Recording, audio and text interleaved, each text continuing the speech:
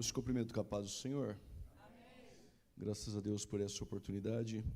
Prazer imenso poder estar aqui pela primeira vez. Pastor Wellington, Deus abençoe toda a família, o ministério. Que Deus continue abençoando, preservando essa igreja e acrescentando almas aqui neste lugar. Livro de Josué, capítulo de número 4. Enquanto você localiza Josué capítulo 4, Pastor Nicola, Deus abençoe. Mais uma vez um prazer estarmos juntos. A irmã Rebeca, a família, com qual temos um carinho especial. Que Deus abençoe muito. E a todos que aqui estão, aos cantores que adoraram ao Senhor, Deus abençoe em nome de Jesus. A música de Deus que era para cantar, ele não cantou, não foi? Deus falou é aqui, mas ele trocou, né? Foi. Victorino Silva, né? Era aquela que era de Deus, aí o Senhor trocou, mas está tudo bem, depois Deus vai te usar, né? Amém, glória a Deus, que Deus abençoe. Josué, capítulo de número 4, nós vamos ler alguns versículos bíblicos. Josué, capítulo de número 4, a partir do versos de número 1. O pastor pediu para mim falar do livro, eu não sou bom para venda, mas só tem 4, o tempo do fim. Os irmãos que me conhecem sabem, é um tratado sobre escatologia. Aí depois os irmãos nos procurem e caso os irmãos queiram adquirir. Não compre para ajudar o pregador, até porque eu sei o conteúdo que aqui está. Compre se você quiser crescer no conhecimento e na graça do nosso Senhor Jesus Cristo. Josué, capítulo de número 4, nós vamos ler a partir do versos de número 1. Existem lugares que Deus já passou conosco e esses lugares nunca mais serão lugares comuns. Vou repetir. Existem lugares, às vezes espaços geográficos, que para pessoas que não conhecem a sua história, pode ser simplesmente um lugar comum. Mas existem lugares que Deus passou conosco, que esses lugares não podem cair no esquecimento. Esses lugares se tornaram memoriais. Talvez aquele cantinho daquela casa que talvez você nem mora mais, que um dia em lágrimas você orou por horas, por algum pedido, e ali Deus te ouviu e Deus respondeu. Este lugar para alguns é simplesmente o canto de uma casa, mas para você aquele espaço a qual você dobrou o joelho é um memorial, é um altar que não pode ser esquecido. E quando eu li esse texto, eu percebi uma estranheza. Novo convertido, eu li diversas vezes e nunca tinha me atentado que quando Deus pediu para construir um altar fora do Jordão, eu até entendi que era um memorial para uma geração futura. Mas um dia, lendo com calma o texto, eu descobri que Deus também pediu para Josué fazer um altar e colocar dentro do Jordão. Altar fora do Jordão é público. E aí dá para explicar. Mas altar dentro do Jordão, quando as águas voltam, esse altar ninguém vai ver. E aí procurei em Deus saber por que altar público o texto revela, mas por que altar escondido? Aí Deus disse que tem altares e memoriais que são públicos, mas tem memoriais que é só você e Deus. Sucedeu, pois, que acabando todo o povo de atravessar ou passar o Jordão, falou o Senhor a Josué dizendo: tomai do povo 12 homens, de cada tribo um homem. Mandai-lhes dizendo: tomai daqui do meio do Jordão, do lugar do assento dos pés dos sacerdotes, 12 pedras. E levai-as convosco a outra banda, e depositai-as no alojamento em que haveis de passar a noite. Chamou, pois, Josué os 12 homens que escolhera dos filhos de Israel, de cada tribo um homem, e disse-lhes: passai diante da arca do Senhor, o vosso Deus, ao meio do Jordão, e levante cada um uma pedra sobre o seu ombro, segundo o número das tribos dos filhos de Israel, para que isso seja por sinal entre vós, e quando os vossos filhos no futuro perguntarem dizendo: o que vos significam estas pedras? Então lhes direis que as águas do Jordão se separaram diante da arca do concerto do Senhor, passando ela pelo Jordão. Separaram-se as águas do Jordão, assim que essas pedras serão para sempre por memorial aos filhos de Israel. Fizeram, pois, os filhos de Israel como Josué tinha ordenado, e levantaram 12 pedras do meio do Jordão, como o Senhor dissera a Josué, segundo o número das tribos dos filhos de Israel, e levaram-nas consigo ao alojamento, e as depositaram ali. Aí o versículo de número 9, levantou, pois, Josué também 12 pedras no meio do Jordão, no lugar do assento dos pés dos sacerdotes que levaram a arca do concerto. E essa informação é muito precisa, e é através dessa informação que a mensagem vai ser conduzida, e ali estão até os dias de hoje. Ou seja, quando você visitar o Jordão, lá dentro tem um memorial escondido, até os dias de hoje.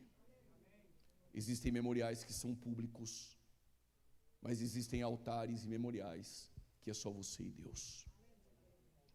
Se você passasse entre Mispa e Sem e visse ali uma pedra, para você seria simplesmente uma pedra. Mas se você perguntasse para Samuel, ele iria dizer: isso aqui não é uma pedra, é um memorial com o nome de Ebenezer, porque até aqui nos ajudou o Senhor. Se você passasse em Luz, que Jacó colocara o nome de Betel, e perguntasse que pedra era essa, para muitos é só um travesseiro.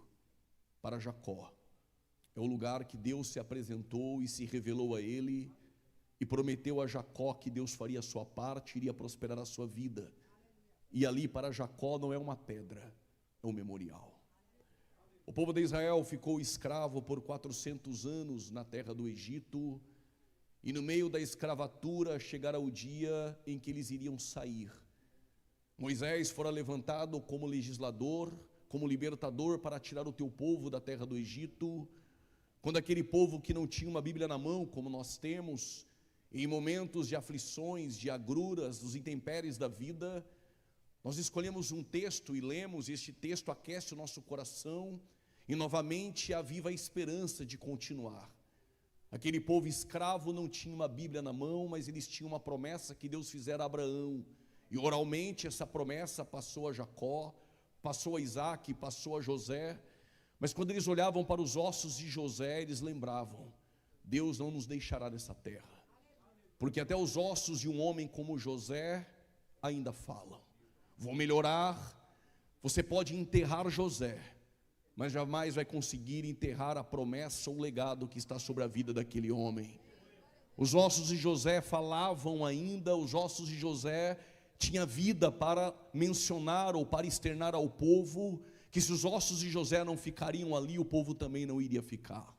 Quando Moisés tira aquele povo da terra do Egito, antes de atravessar o Mar Vermelho, ele falara com Faraó, e sinais Deus fizera na terra do Egito, ao ponto de Faraó permitir que o povo fosse adorar no deserto. Diz o texto que eles procuraram um lugar para adorar, e eles atravessaram por Ramsés, Sucote, foram até o deserto de Etã, e no deserto de Etã ali eles adoraram ao Senhor. Faraó havia se arrependido de ter permitido que este povo fosse adorar, e diz o texto que eles caminharam por 3 dias. Entendo que alguém vai compreender o que Deus está falando: depois de 3 dias você nunca mais volta para a terra do Egito. Vou repetir: depois de 3 dias você nunca mais voltará a ser o mesmo, porque depois do 3º dia tudo é mudado. Aquele povo estava adorando ao Senhor no deserto de Etã, mas Deus pediu para voltar. Bom é ouvir pregações quando o pregador diz: levanta a cabeça, caminhe, vá em frente, eu vou te ajudar, e há mensagens assim na Bíblia. Mas duro é quando chega o pregador e diz: Deus pediu para voltar. Voltar significa recomeçar. Para muitos é atrasar a chamada, para outros é estar no ambiente que Deus escolheu para manifestar a tua glória. O povo estava no deserto de Etã, e os filhos acordaram sem as chibatadas dos egípcios nos ombros dos pais. Eles sentiram a brisa da liberdade e acordaram em um lugar onde eles não eram mais escravos. Moisés subiu para o monte para falar com Deus, e Deus falou para Moisés: peça para o povo voltar. Dura coisa foi Moisés transmitir a mensagem de Deus, e Moisés desce e diz ao povo: Deus pediu para voltar.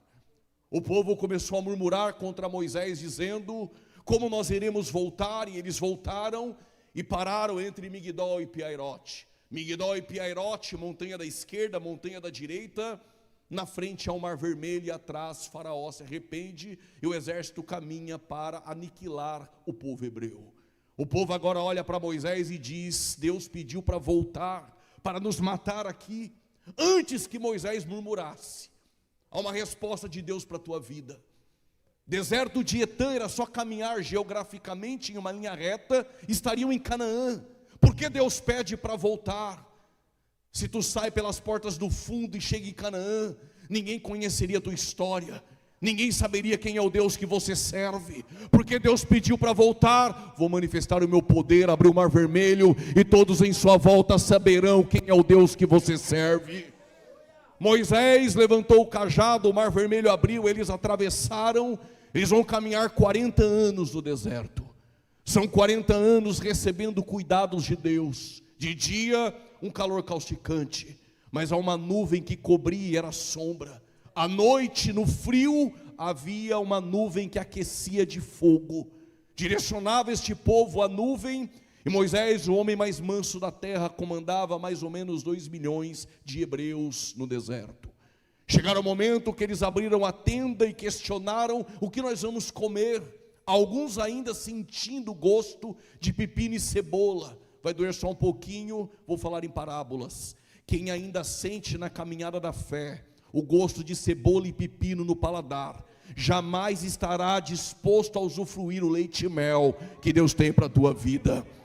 Neste momento eles abriram a tenda e maná descia.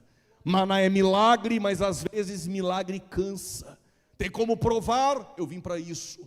Números capítulo 11, verso 6, o povo cansou do maná e disse: só tem este maná. A nossa alma está cansada. Eu aprendi que milagres cansam, mas tem uma coisa que não cansa, é a palavra de Deus. Por causa desse aleluia, eu tenho uma boa notícia: milagres não autentificam a fé. Milagres é bom, mas temos uma geração que vem para o culto só querendo ver milagres, só querendo milagres. A geração que viu mais milagres foi essa geração que deixou a terra do Egito.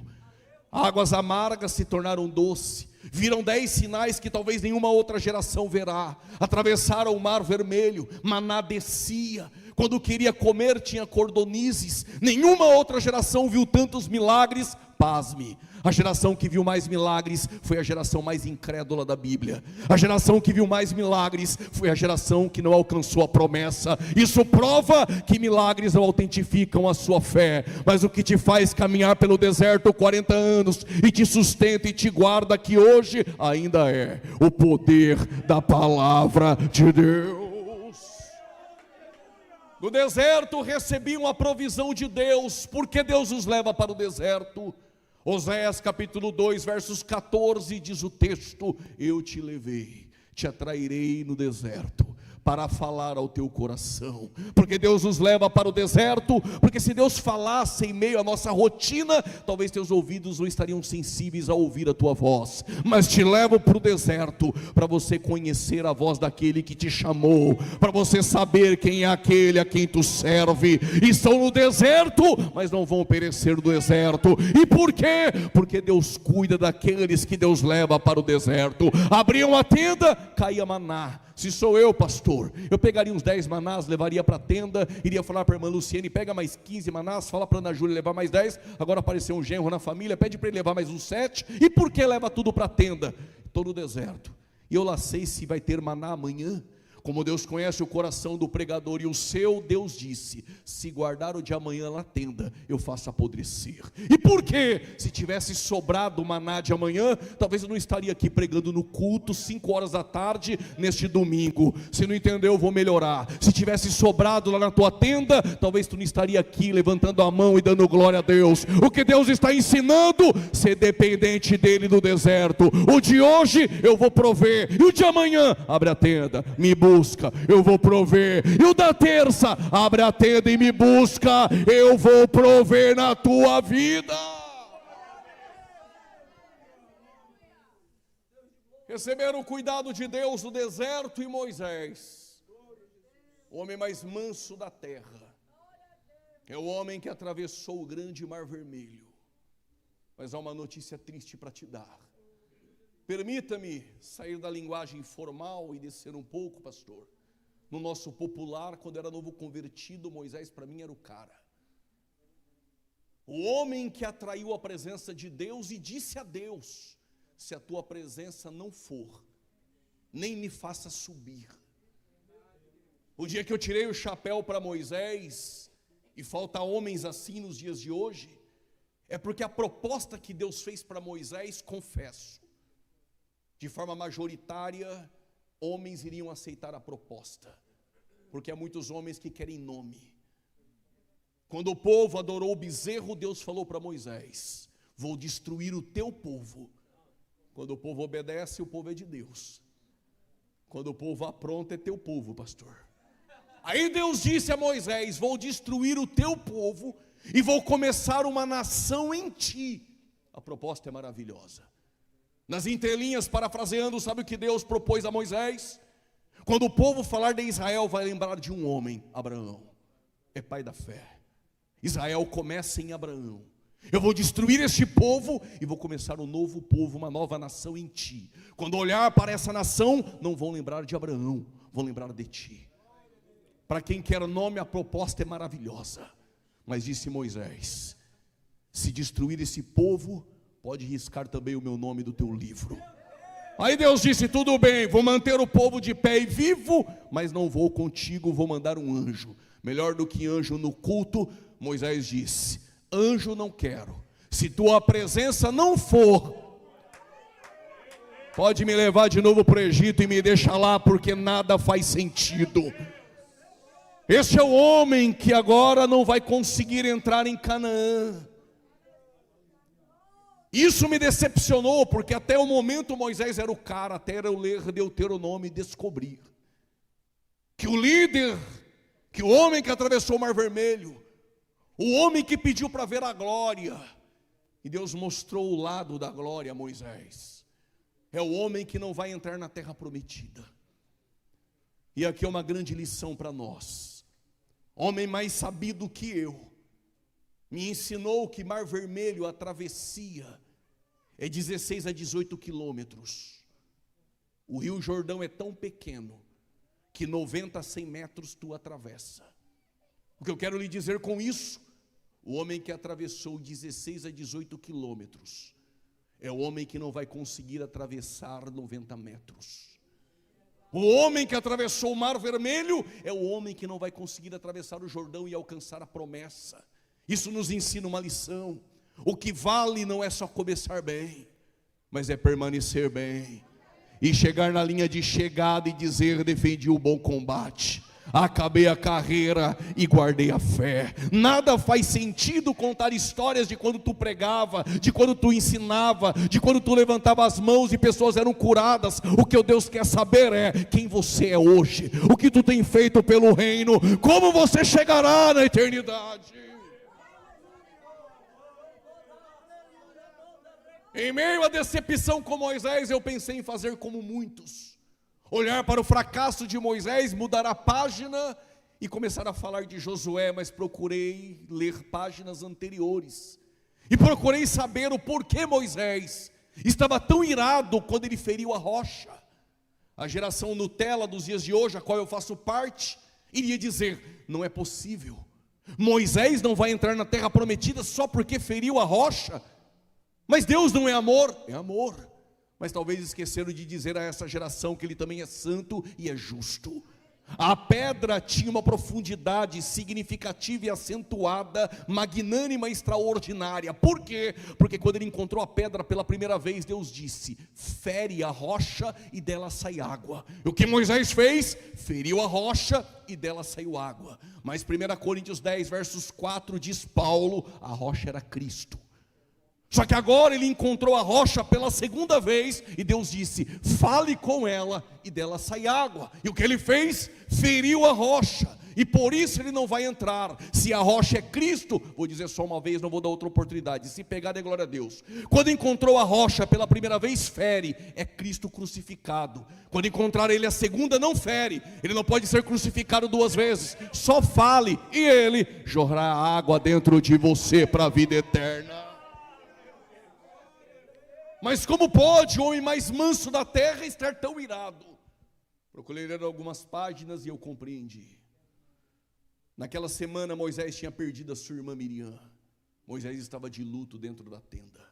E o povo na porta da tenda. Quando eu li o texto, eu pensei, está na porta da tenda, querendo entrar e dizer: Moisés, se precisar de um ombro amigo, estamos aqui. Talvez estava na porta da tenda, pastor Wellington, para dizer: se precisar de uma campanha, nós iremos fazer uma campanha, para Deus consolar o teu coração. Ou simplesmente só para estender as mãos e dizer: meus sentimentos, Moisés. Mas o povo não estava lá para isso. O povo estava pressionando a tenda querendo água.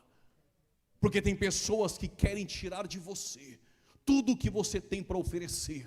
E no dia que você não tiver, a primeira coisa que eles vão dizer é: nos leve de volta para a terra do Egito. Permita-me, vai doer só um pouquinho, mas a gente até que merece. Há pessoas que chegam na igreja quebrados. A igreja cuida, o pastor cuida, a igreja arruma até emprego para ele. Agora está bonito, tem carro para andar, cheio de libra no bolso. E o que ele faz? Abandona a igreja e nem tchau dá. Há pessoas que são ingratas. Há pessoas que estão aqui somente para receber o milagre e ir embora para casa. Não estão aqui para dizer: estamos juntos, estamos para orar, estamos para jejuar, coisa nenhuma. Estão por causa de água e de pão. E se não tiver, abandona a igreja e volta para a terra do Egito. Se o pregador pregar um sermão mais duro, já muda de igreja e vai congregar num lugar mais light. Se o pastor da igreja não é como ele quer, consumidores da fé vão procurar um lugarzinho melhor para se adaptar e lá escutar aquilo que ele quer. O que esqueceram de dizer para nós é: o culto não é para mim, o louvor não é para mim, o culto ainda é para Ele. E o povo pressionando Moisés, querendo água. Moisés saiu tão irado, feriu a rocha, e por causa disso ele não vai alcançar a promessa. Permita-me dizer isso em alto bom som, para aqueles que podem me ouvir: não perca a promessa por causa de pessoas ingratas. Pastor Wellington, não perca o que Deus tem por causa de pessoas ingratas, que virão, se assentarão aqui, serão cuidadas por essa igreja, mas a qualquer momento irão virar as costas e falar mal do ministério. Não perca a promessa por causa de pessoas ingratas. Estou sentindo Deus para dizer: quem tinha aqui, deixa aí, já foi. O que Deus tem para nós é aqueles que Ele deixou aqui. São com esses que você poderá contar. Eu não sei se Deus está me revelando ou se eu estou vendo. Pode ser que alguém não esteja gostando, mas não vim para fazer amigos.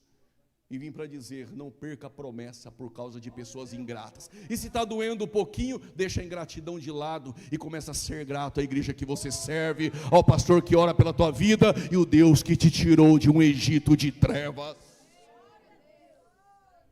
Moisés vai ser enterrado, mas Deus tem alguém. O nome dele é Josué. Esperou 40 anos no pé do monte.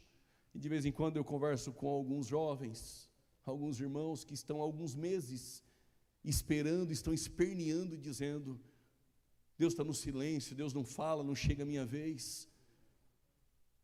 A boa notícia é: Josué esperou 40 anos no pé do monte. Mas melhor do que forçar a porta, melhor do que estar num ambiente em que Deus não te colocou, é esperar o tempo de Deus. Deus falou para Josué: o meu servo Moisés está morto. Detalhe: mas assim como eu fui com Moisés, eu ouvi um glória, eu serei contigo. O que Deus está garantindo é: Josué, a mesma presença que foi com Moisés é a mesma presença que vai contigo. E onde tu pisar a planta do teu pé, eu darei por herança. O que Deus está dizendo é: a mesma presença vai contigo. E onde tu pisar a planta do teu pé, se prepare, te darei por herança. Vou esperar você dar glória a Deus, agora vai acabar a glória. Presença todos querem, tomar posse, então glória a Deus. Aí Deus disse: tu quer isso, Josué? Então medita no livro da lei, dia e noite. Dia e noite. Movimento, eu sei que tem gente que gosta. O que eu quero saber é: se ama a palavra dia e noite. Estou falando palavra, dia e noite. Não estou falando movimento, nem jargão, nem mensagem pronta. Deus está dizendo: quer que a minha presença vá contigo? Quer tomar posse das bênçãos que eu tenho? Medita na palavra como ela é, dia e noite. Josué está pronto e ele agora é o líder da nação. Chama o povo e eles vão atravessar o Jordão. Mas antes de atravessar o Jordão, Josué tem um recurso para ser usado. Esse recurso está fora de etiqueta hoje, e é possível que quando eu disser, não tenha nenhum glória a Deus, mas também não sou movido a isso. Mas qual é o recurso? Se fosse hoje, vamos entrar no Google e contratar um curso de mentoria. O curso é uma receita para grandes vitórias. Ou o tema dessa mentoria seria uma chave para portas abrirem. É isso que nós queremos. Só que o recurso para atravessar o Jordão não é nenhum recurso material e humano. Diz Josué ao povo: santificai-vos. Ainda tem glória a Deus porque tem crente ainda. Santificai-vos, porque amanhã maravilhas fará o Senhor no meio de nós. O povo santifica, vão atravessar o Jordão, e Josué disse: peguem a arca. Representa a presença de Deus, coloca 2.000 côvados na frente e o povo atrás. E por quê? Porque quando nós não sabemos o caminho, a única garantia que nós temos é a presença de Deus que vai à frente. Vou melhorar. Talvez recebeu uma má notícia, desconhece o caminho, não sabe como vai ser daqui para frente. A única garantia que nós temos é a presença de Deus. Coloque a presença de Deus à frente e pode ter certeza, ela direcionará em todas as coisas. Colocaram a presença à frente, e quando os sacerdotes pisaram nas águas do Jordão, eu procurei Deus em oração para saber por que quando vão atravessar o Mar Vermelho ninguém pisou o pé na água, mas agora quando vai atravessar o Jordão tem que pôr o pé. Estranho, mas tem uma resposta. É porque quando vocês foram atravessar o Mar Vermelho, tinha acabado de sair do Egito, é novo convertido, só de chorar Deus abre. 40 anos depois, varão, tem uns crentes na igreja mesmo, viu, pastor? Depois de 40 anos, não adianta chorar, nem fazer birrinha, nem aquelas campanhas mirabolantes de colocar Deus na parede. Deus não se comove com nada disso. Pisa o pé nas águas. Eu quero saber se tua fé ainda é a mesma. Glória a Deus, estou sentindo Deus. O que eu quero saber é se tua fé é a mesma de quando te tirei da terra do Egito. Quando pisaram os pés das águas, não abriu assim. O Jordão estava em cheia, o obstáculo é maior. Mas as águas secaram na fonte, e quando secaram na fonte, eles vão atravessar o Jordão. E quando eles atravessam o Jordão, Josué disse, Deus mandou dizer: pegue 12 pedras, 12 homens representando cada tribo de Israel. Construa um memorial lá fora. Para quê? Quando a geração futura passar aqui e ver pedras, irão perguntar: o que são estas pedras? Vocês irão dizer: é porque um dia Deus passou aqui conosco. Mas Josué construa um memorial, um altar dentro do Jordão. Senhor, mas e quando as águas cobrirem? Não há problema. Há altares escondidos, que é só você e Deus. Aquele altar no Jordão está escondido até os dias de hoje. E aqui nós começamos a compreender a mensagem. Séculos depois, estamos em Israel, Reino do Norte, capital Samaria. O rei é Acabe. Tu conhece a história dele só de ouvir pregações no culto do domingo. Acabe foi um rei perverso, idólatra. Se casa com Jezabel, filha de Tibaal, trouxera deuses da Fenícia para dentro do contexto de Samaria. O contexto é de apostasia, inércia, letargia, crise moral. Mas em tempos assim, Deus sempre levanta um profeta verdadeiro. Deus levanta Elias, e Elias levanta com uma mensagem, uma sentença profética: não vai chover no decorrer dos anos. Quando ele diz isso, Deus honra, e depois de trazer a sentença profética, imagine, você profetizando que não vai chover, e a mensagem não é só sobre Acabe, é sobre Israel e sobre Baal. Porque se em Israel chovia, eles diziam é Baal. Se fazia sol, era Baal. Mas agora não vai chover. Se não vai chover, não tem prosperidade agrícola. Se não tem prosperidade agrícola, há sequidão. E se há sequidão, o povo não prospera. Como vai dizer que é Baal? O que Deus está dizendo é: a meteorologia do tempo agora em Israel não é comandada por Baal, é comandada por um único Deus verdadeiro. Alguém levantou a mão que está no controle da história. Se eu sou Elias, eu já fico esperando as mensagens chegar no meu celular. Vai bombar os grandes congressos. Imagine, pregando contra Acabe, Deus honrando. Veio a palavra do Senhor a Elias dizendo: esconda-te.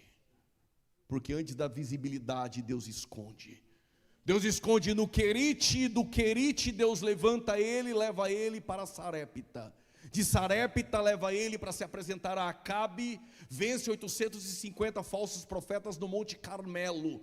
E aqui há um texto que me chamou a atenção. 450 e 400 de Baal e Azerá sentavam na mesa de Jezabel e comiam do bom e do melhor.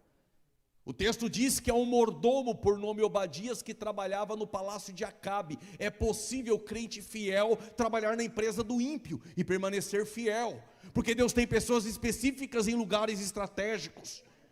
Se tivesse 4, glória a Deus, eu contava.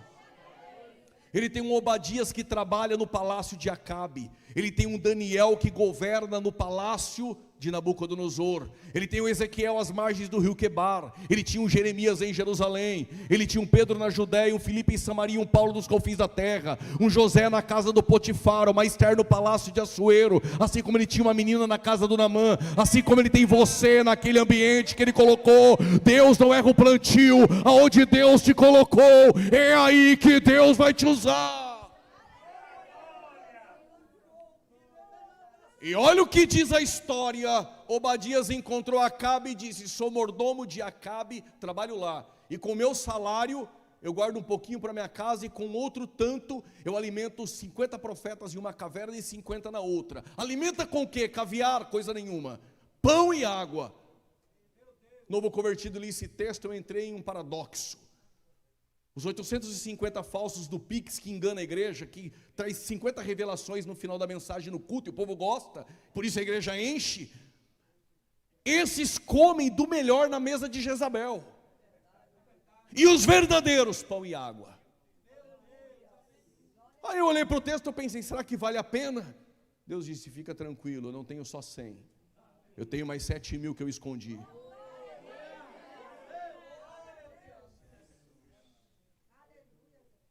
Só que está chegando o tempo de Deus levar Elias. Olhando para alguns irmãos aqui, que não vão se ofender comigo, você é do meu tempo e alguns novos aqui nem sabem o que é isso. Não tinha nada online. Se entregava currículo no RH, 7 horas da manhã. Era uma fila imensa. Entenda, o meu currículo era uma folha de sulfite. Eu aumentava a fonte no Word para 16, para dar uma folha e meia. Quando eu chegava na fila, eu vi o tamanho dos currículos que estavam disputando com o meu, era da grossura do livro quase. Aí eu dizia: melhor ir embora, porque não tem chance para mim. Por que eu estou te contando isso? Elias vai ser tomado, e o RH anunciou: para o ofício profético, para a vaga de Elias, só tem uma vaga. Detalhe, na fila tem 7.000. E não tem nenhum picareta do Pix. Os 7.000 não se prostraram e não beijaram a Baal, são bons e fiéis. Mas tem uma vaga. Elias foi para Gilgal, Eliseu foi atrás. Elias foi para Betel, Eliseu foi atrás. Elias foi para Jericó, Eliseu foi atrás. Elias foi para o Jordão, Eliseu foi atrás. Tem 7.000 que acompanham de longe, mas tem alguém que acompanha de perto. Nem precisa de ler muita Bíblia, só de ouvir pregações tu sabe. Gilgal é lugar de preparação para vitórias futuras. E Jericó, lugar de conquista. E Betel, lugar de ter encontros com Deus. E Jordão, em hebraico, aquele que desce. Só tem uma vaga: quem assume, quem se prepara em Gilgal. Quem tem encontros com Deus em Betel. Quem conquista em Jericó. Mas depois de conquistar, temos a tendência de ficar orgulhosos e se achar a última bolacha do pacote. Só para tu lembrar que a última está sempre quebradinha. Jordão é aquele que desce. Só para lembrar, quem deu foi Ele, quem fez foi Ele. Só que o Elias agora está diante do Jordão. Diante da onde? Ele vai pegar a capa e bater no Jordão. O Jordão abriu. Detalhe, se eu sou pregador triunfalista, logo iria dizer que o segredo está na capa. Talvez iria tirar meu terno e dizer: a capa tem unção. Talvez alguém ia pular aqui no mistério. Só que o segredo não está na capa. Porque o Jordão abre para Elias? Detalhe, um dia Elias, subindo para o Carmelo, encontrou um altar quebrado. E o que ele fez? Levantou, restaurou o altar. Como no Jordão tem altar escondido, altar respeita quem constrói altares. E o que o Jordão fez? Esse eu conheço. Abriu para Elias. E Elias atravessou. Do outro lado, ele disse para Eliseu: pede o que tu queres. Se sou eu só de cabeça aqui, eu tenho 8 pedidos. Eliseu é mais crente que o pregador. Eliseu disse: eu quero porção dobrada. Elias é tomado em um redemoinho. Eliseu vê carros de fogo, a capa desceu sobre Eliseu, tem porção dobrada. Agora o Eliseu bateu no Jordão e o Jordão abriu para ele. Por quê? Altar escondido respeita quem carrega a porção dobrada. Tem uma boa notícia: a porção dobrada é unção. E unção você não transfere. Pregador, mas eu fui num culto que o pregador disse: abraça o teu irmão do lado e transfira a unção. É heresia. Nem caia nessa, nem abrace, é perca de tempo. Ninguém transfere unção para ninguém. Quem dá a unção é Deus.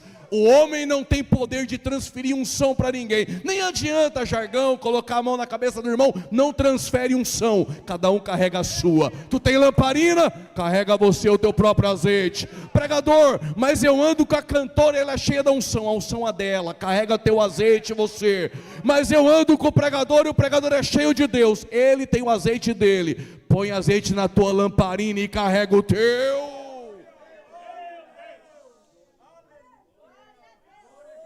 Vou dizer só uma vez: se pegar de glória. Se andar com quem tem azeite e acendesse lamparina, não tinha 5 loucas. Agora o Eliseu está com porção dobrada. Detalhe, enquanto isso, na casa de Naamã tem uma menina. O nome dela, nem me pergunte, a Bíblia não está preocupada com nomes. Enquanto brigamos por cadeiras e por púlpito e oportunidade para cantar e pregar, a menina fez do local de trabalho um púlpito. Ela via Naamã, hoje em dia tem isso, né? Cheio dos contatos. Eu tenho contato. Está precisando de alguma coisa? Eu tenho contato. Está precisando de uma coisa? Eu tenho contato. A menina não tinha contato de ninguém. O único contato que ela tinha era do Deus de Israel. E o Naamã, cheio de contato, mas leproso, nunca nenhum médico resolveu. Até o dia que ela chegou na senhora do Naamã e disse: teu esposo tem lepra e eu tenho a solução. Qual? Conheço um Deus em Israel e um profeta por nome Eliseu. O Naamã deve ter pensado: então é tranquilo, eu tenho os contatos, sou Naamã, tenho posição, tenho patente, mando um WhatsApp para o meu funcionário, faço o profeta vir em casa. Nem todo profeta negocia, irmão. Eu vou repetir: nem todo profeta negocia. Aí Naamã teve que montar na sua carruagem, encher de prata, de ouro, e até Naamã e até Eliseu. Quando ele vai procurar Eliseu, o que ele pensou? Eliseu vai me receber no gabinete dele, com ar-condicionado, cafezinho, eu sou Naamã. Se fosse mais humilde, até poderia entrar no gabinete. Mas como é cheio de glamour, de posição, o Geazi vai falar com ele. E o que Geazi fez? Disse: o Eliseu pediu para tu descer 7 vezes no Jordão. O Naamã pensa: Palma de Maiorca e Ibiza é bem melhor. E eu sou Naamã. Não é melhor dar um mergulho lá e ser curado? Detalhe: Ibiza, Palma de Maiorca, os rios da Síria são limpos e têm nome, turismo, mas altar escondido só o Jordão tem. Se fosse humilde, descia só uma. Como é soberbo, vai descer 7. Quando desceu 7, levantou curado. E por quê? Cura é só no altar. Transformação é só onde tem altar. Não procure uma igreja perto da tua casa. Procure uma igreja que o altar ainda fala. Procure uma igreja que o altar ainda cura. Procure uma igreja que o altar ainda permanece com a presença dele.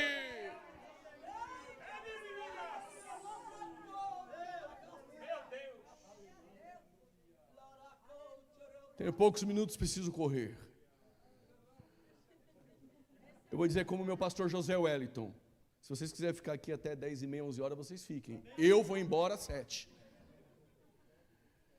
O Naamã foi curado, detalhe, novo convertido, depois de ser curado, encontrar um profeta como Eliseu está tudo bem. O ruim é encontrar um Geazi.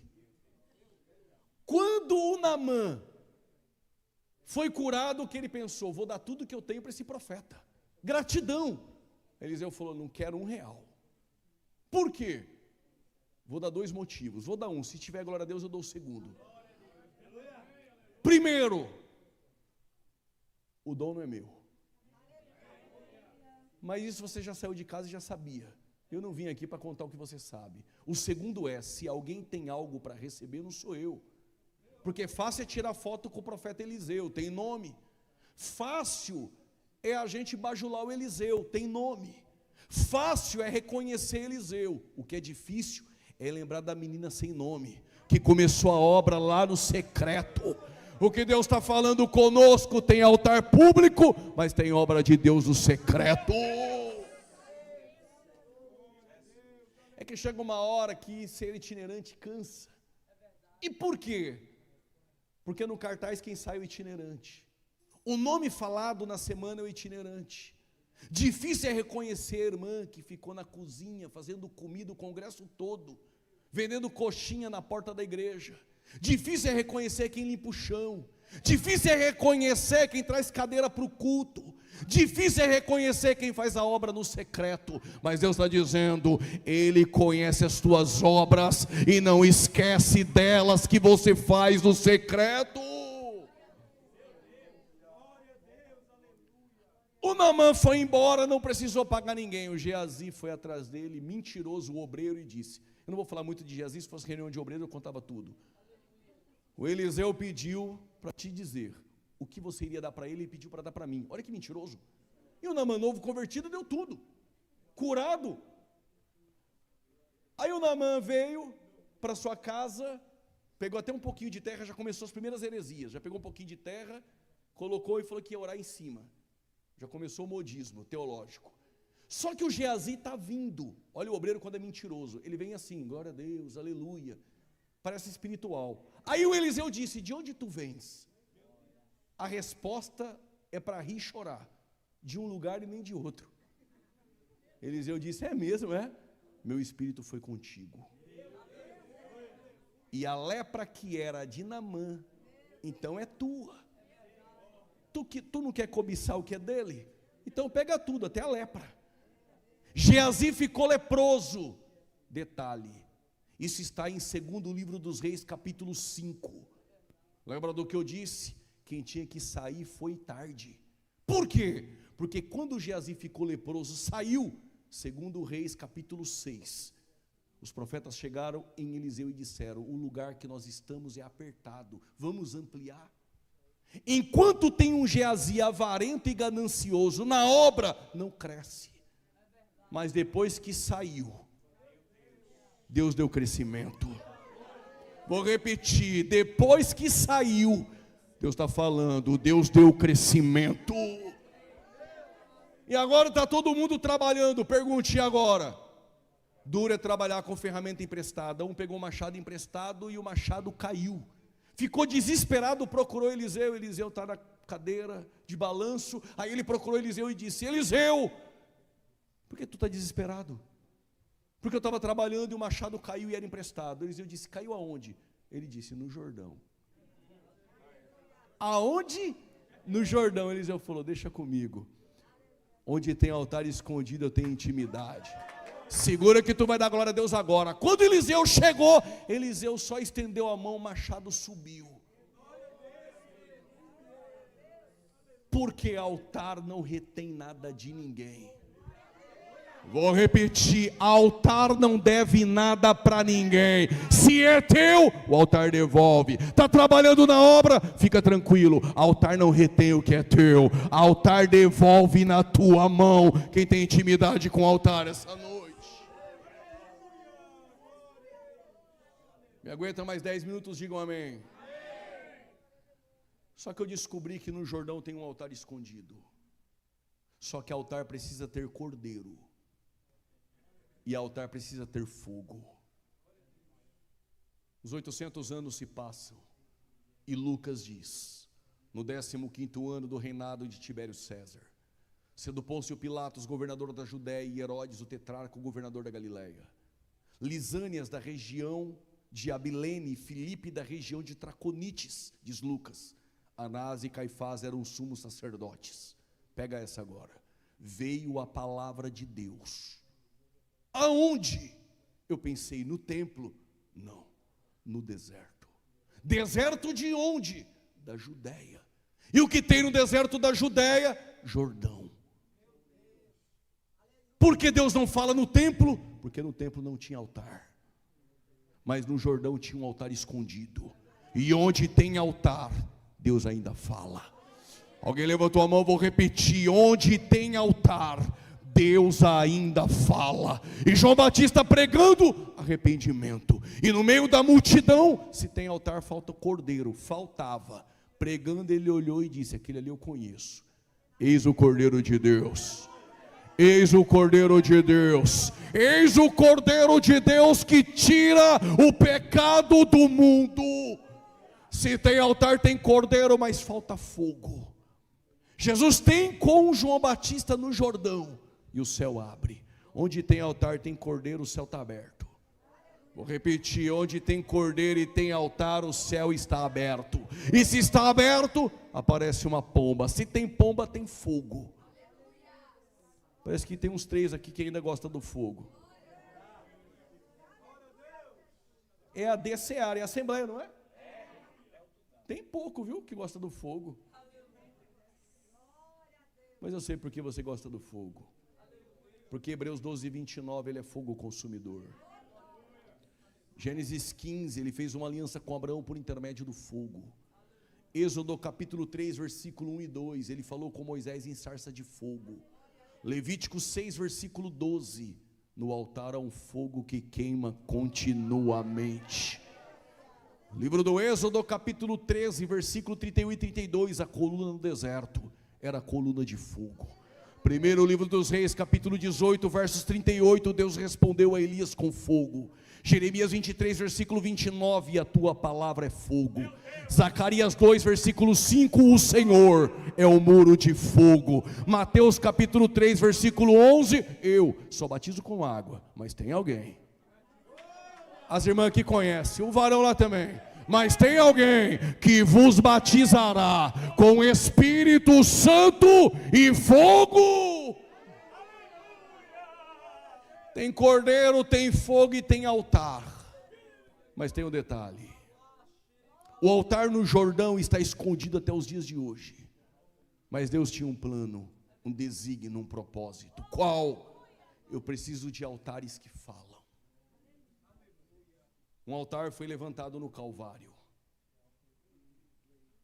Lá está o madeiro. Se faltava o cordeiro perfeito está lá com os braços estendidos. Ele é perfeito e ele é santo. 2 Coríntios 5, 21. O texto diz na boca de Paulo que ele não cometeu pecado.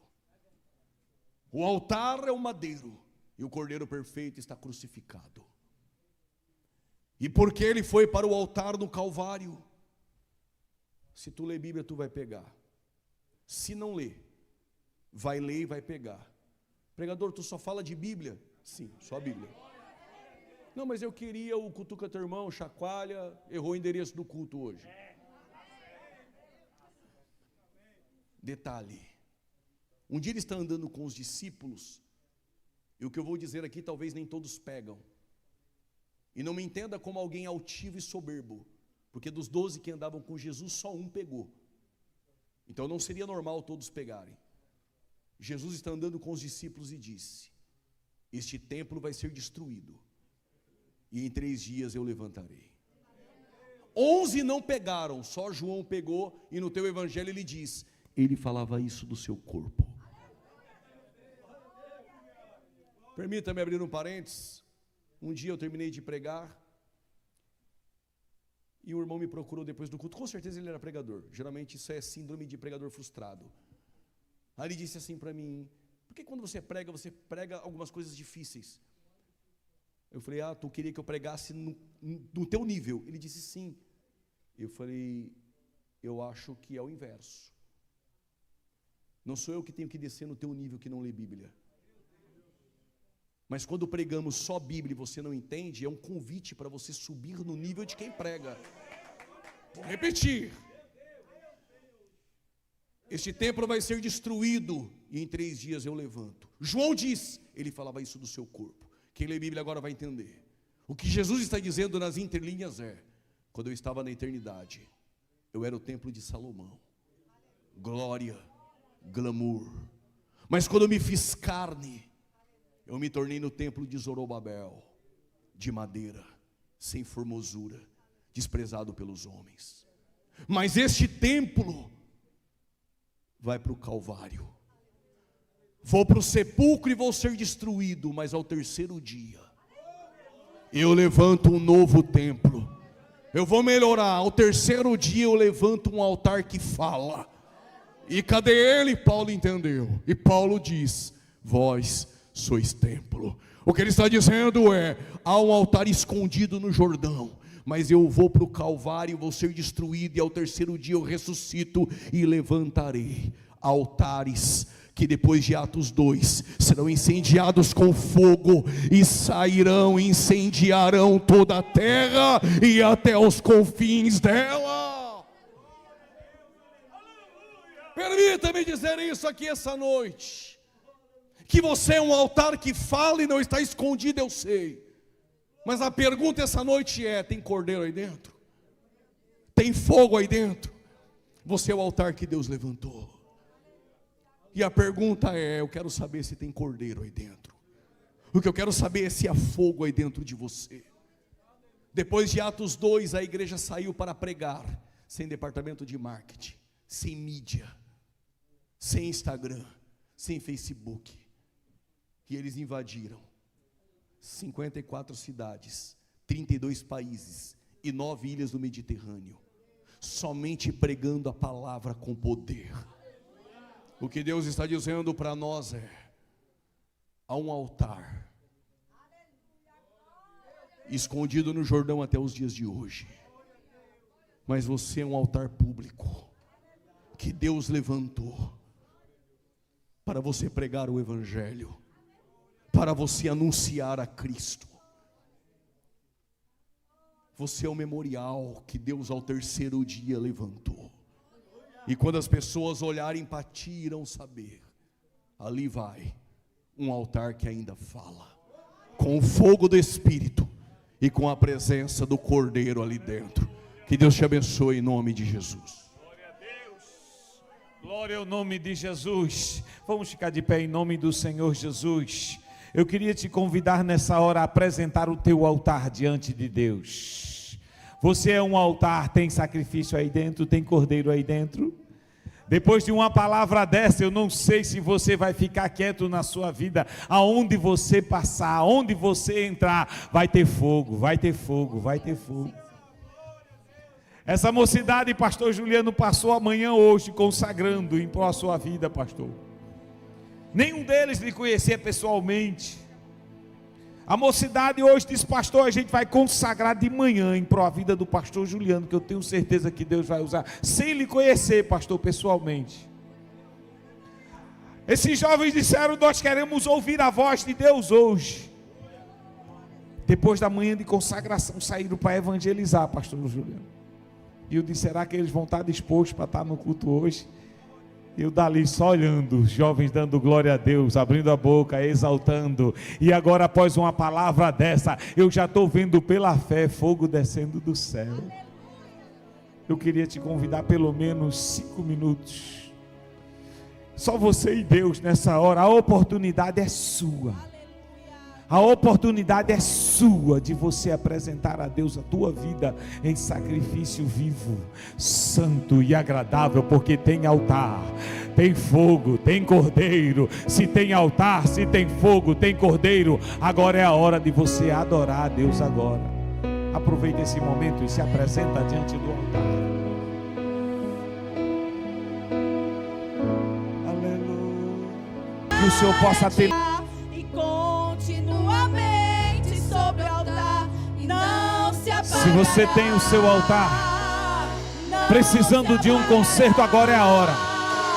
Agora é a hora. O Espírito de Deus te trouxe aqui para te dizer: eu conheço o teu altar no profundo. Não se apagará. O altar escondido eu conheço. Não se apagará. Agora está na hora de trazer o teu altar diante de Deus. Sobre o altar. Está na hora de trazer o teu altar diante de Deus. Sobre o altar. Não se apagará. Aleluia. Não se apagará. Aleluia.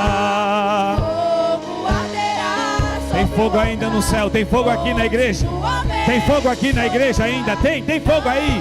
Tem fogo aí. Tem fogo aí. Tem fogo aí. Não se apagará. Nosso louvor. Mas seja momento. Lágrimas vazias. Sem avivamento. Nosso amor. Não seja fingido. Honrado por lábios. Corações esquecidos. Pois que vale ter as poesias mais harmonia. Pode ter bonitas palavras. Você pode ter tudo na sua vida. Mas se o teu altar está precisando de um conselho, agora é a hora. Agora é a hora. Entregar a ti, entregar minha vida com adoração. Segura aí. Após uma mensagem dessa, eu não acredito que você vai voltar para casa com o teu altar precisando de um conserto. Eu não acredito que você vai voltar para casa do mesmo jeito que você voltou. O altar escondido, só você e Deus sabe. Mas o altar exposto, está na hora de se consertar. Eu quero convidar, se existe alguém que está distante de Deus, que está distante da igreja, da comunhão, eu queria te convidar, se você quer se voltar para Jesus nessa tarde. Se você ainda nunca aceitou Jesus como Senhor e Salvador da tua vida, e quer aceitar Jesus, quer ser crente, quer participar desse povo do fogo, eu ainda sou pastor de orar por você que quer aceitar Jesus. Eu ainda sou pastor que te convida a consertar o altar para o fogo descer do céu. Depois de uma mensagem dessa, está na hora de você trazer o teu altar diante do Todo-Poderoso. Primeira vida está se voltando. Primeira vida está se voltando. Cadê uma irmã aqui ao lado dela? Cadê a segunda vida? Cadê a segunda vida que quer se voltar para Jesus e saber que Deus, Ele tem fogo para derramar sobre a sua vida?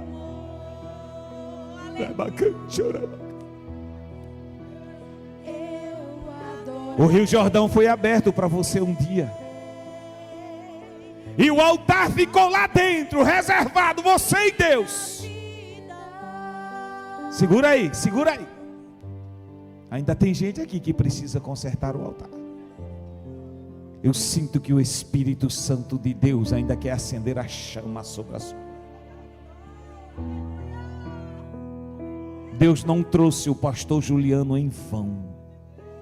Deus não trouxe o pastor Juliano com uma agenda tão compromissada, abriu uma oportunidade dessa para a Assembleia de Deus aqui na Inglaterra, para deixar você voltar para casa sem essa mensagem.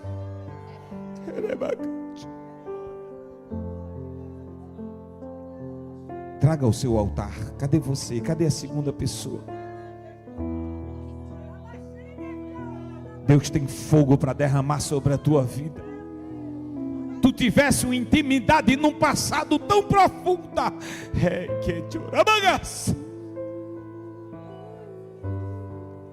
e o altar está guardado, você e Deus.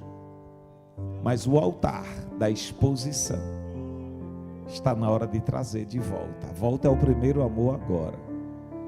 Cadê você? Cadê você que quer firmar uma aliança com Deus? Segunda vida chegando para Jesus aqui. Segunda vida trazendo o altar.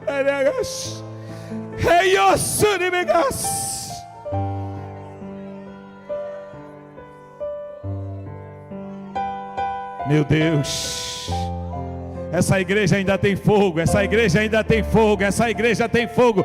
Os céus estão abertos para descer fogo sobre o altar. Vamos adorar Jesus agora, vamos adorar. Navegarei Adore a Jesus comigo, só por alguns minutos. no oceano do Espírito. Adore a Jesus, porque está na hora de você ser renovada, está na hora de você ser renovado, está na hora de você ser batizada, está na hora de você ser batizado. Cadê você que sabe adorar, que sabe glorificar e que tem altar? Batiza Jesus nessa tarde, renova Jesus nessa tarde, batiza Jesus, renova com teu Santo Espírito, Jesus. Tu ainda és o mesmo ontem, hoje e permanece para sempre. E ali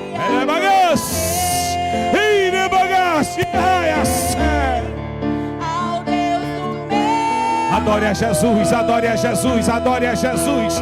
Batiza Jesus aí na mocidade, batiza Jesus na mocidade, batiza Jesus nos irmãos e nas irmãs. Vai batizando aqui a irmã que está se voltando. Vai batizando Jesus. Línguas estranhas agora, Jesus. Concede agora, Jesus. Dons espirituais, Jesus. E enche-me de novo. Eu navegarei Te adoramos, Jesus. Te adoramos, Jesus. no oceano do Espírito. Em nome de Jesus. E ali Oh, querido Espírito Santo, estão aqui essas vidas que estão entregando a Ti, Senhor. Estão se rendendo a Ti, Espírito Santo. Sela esta noite. adorarei. Tu és fogo e fogo consumidor. Ao Toca Deus nesta da noite minha na alma. Enche esta noite estas vidas. compreender. Vem como impacto. Vem com graça. Vem, Deus, levantando quem está caído, erguendo quem está fraco. Cura na mente, cura na alma, cura no coração. Reveste agora com a tua graça. Enche esse lugar da tua glória. Em nome de Jesus, queremos ver a tua glória, Deus. Receba a graça, receba a graça, receba a graça, receba a graça de Deus dos quatro cantos desta igreja, dos quatro cantos desta igreja. Fecha os teus olhos e adora a Deus agora. Era bacana te ossure que eu faço e remite. Ela bacomandante ossure que eu faço Ela bacomandante ossure que eu faço e remite. O homem chamado Renovo está na casa. Vá sentindo ele aí onde você estava sentindo. Você que nunca mais falou em línguas estranhas, você que nunca mais chorou, essa é a oportunidade. Jesus te renova esta noite. Sinta a graça de Deus. Sinta a graça de Deus. Sinta Deus tocando na tua alma nesta noite, na tua mente, no teu coração. Sinta de Deus o perdão dos pecados. Recebe de Deus. Ela é bacomantri, ó sério, ó. Em nome de Jesus. Em nome de Jesus. Dê um abraço na irmã, dê um abraço na irmã, dê um abraço. Jesus, culto de lágrimas, culto de fogo, culto de altar. culto de adoração. Aleluia. Amém. God's good all the time. All the time. Aleluia. Glória a Deus. Quem está feliz com o pastor Juliano, diga amém. Glória a Deus. Amanhã ele estará na igreja do presbítero Sidney, ali em Guilford. Eu esqueci o nome da cidade, é aqui pertinho. Quando o pastor Juliano estiver aqui, a gente vai estar na cola dele. E ontem ele falou ali na pastor Paulo, que onde tem pessoas de cabelo branco, ele fica caladinho. Mas agora vai ser o contrário, viu? Se eu falar, eu perco de aprender. Eu quero estar na cola dele. Nós temos um pastor lá em Pernambuco, o pastor Elmir Ribeiro. Ele, quando vem aqui, ele diz assim: o senhor me espreme mesmo, né? Espremer. Então, o pastor Juliano, eu estava dizendo para ele que a mente de professor, ele até ouve música tentando corrigir a letra da música, que eu disse que eu estou com uma professora de inglês na minha casa, e aí eu fico com vergonha de falar inglês, porque ela já fica na mente dela, automático, não é de propósito, já me corrigindo. Aí ela é tão fofinha corrigindo, que ela disse assim: pastor, olha, é assim. Aí eu, tá bom. Oh meu Deus, essa irmã, pastor, então já vou botar em contato, uma aula online é uma bênção, a Raíssa. Também a Esté, minha sobrinha, veio de Portugal, já feliz aí com a presença de Deus, veio de Portugal. Ela disse assim: pastor Juliano vai para aí? Eu vou para aí, eu estou aqui todo mês, eu estou toda semana. Aí ela: pastor Juliano vai? Então vou para lá. Deus abençoe. Quem está feliz com a Esté, diga amém. Depois pega o nome das irmãs aí, tá certo? Que voltou, fica firme, minha santa. Deus abençoe. A gente vai apresentar o filho dela, tá aqui o nome dele que eu esqueci, Aleph, a gente vai apresentar. A gente, como eu disse, sempre a gente faz Foi resultado do evangelismo, não foi? A família estava passeando, aí viu o Raniel fazendo barulho.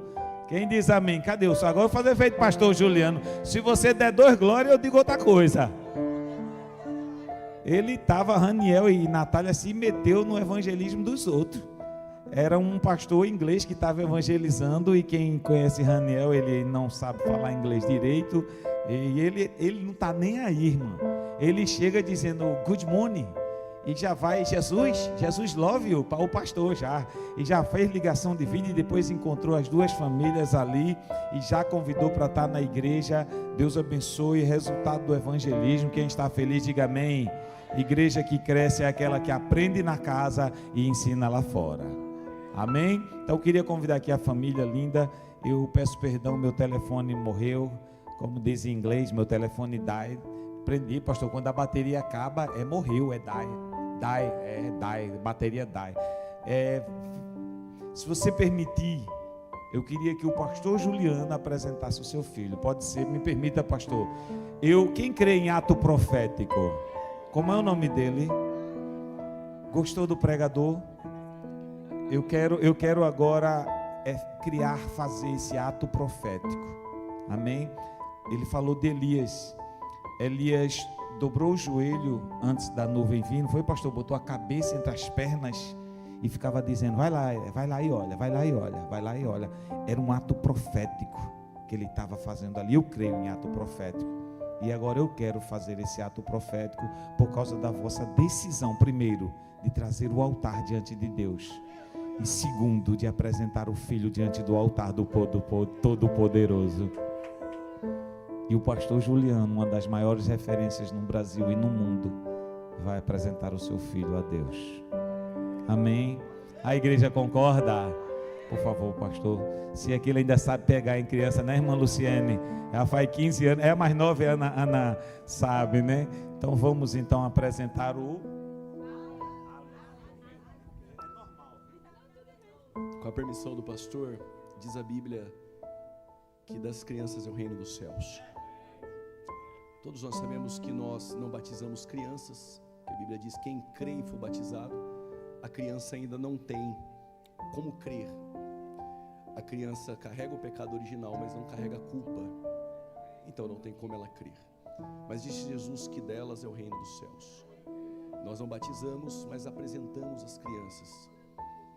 E hoje estamos apresentando o Aleph, que é a primeira letra do alfabeto hebraico.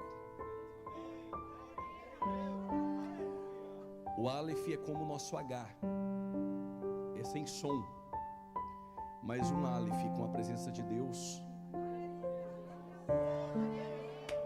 vai ser uma voz que vai ecoar.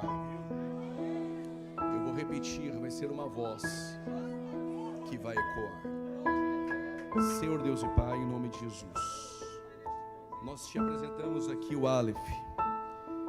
Que o Senhor tome em tuas mãos, como foi ministrado, que o Senhor tome em teu altar. Que o Aleph seja um altar que fala. Que os pais tenham sabedoria para conduzir o Aleph nos teus caminhos. Que os pais possam deixar um legado ao Aleph e o Aleph possa ser uma voz na próxima geração, se o Senhor não voltar. Em nome de Jesus Cristo, guarde o Aleph de todo mal. Senhor, repreenda todo mal contra esta vida. Que ele esteja debaixo dos seus cuidados, de tuas potentes mãos. Que o Aleph seja cuidado por tuas mãos. Que a presença do teu doce Espírito direcione os passos do Aleph. Que o Aleph seja uma luz em meio às trevas. Que o Aleph resplandeça como uma luz diante de uma geração exposta ao relativismo. Uma geração exposta, Senhor, à crise de identidade. Mas que o Aleph seja o embaixador do teu reino. Que o Aleph seja uma carta viva do teu reino. Em nome de Jesus Cristo, dê crescimento. Que o Senhor possa conduzir essa vida em tudo. Te apresentamos aos céus e cremos que o Senhor nos ouve neste momento. E que tuas mãos estão estendidas a esta criança e a nós.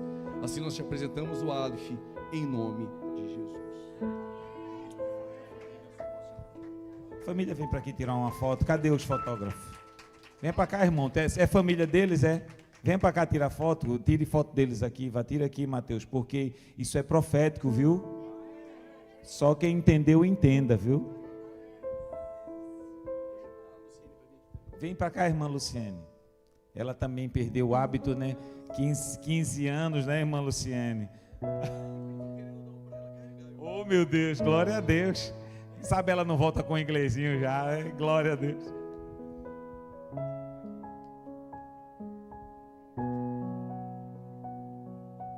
Amém, glória a Deus. Depois a gente vê as fotos, tá bom? Glória a Deus. Queridos, já vamos encerrar. Quero agradecer a todos de coração o carinho. Quero agradecer a todos os obreiros, todos os irmãos. A gente vai encerrar. Deixa eu te lembrar uma coisa.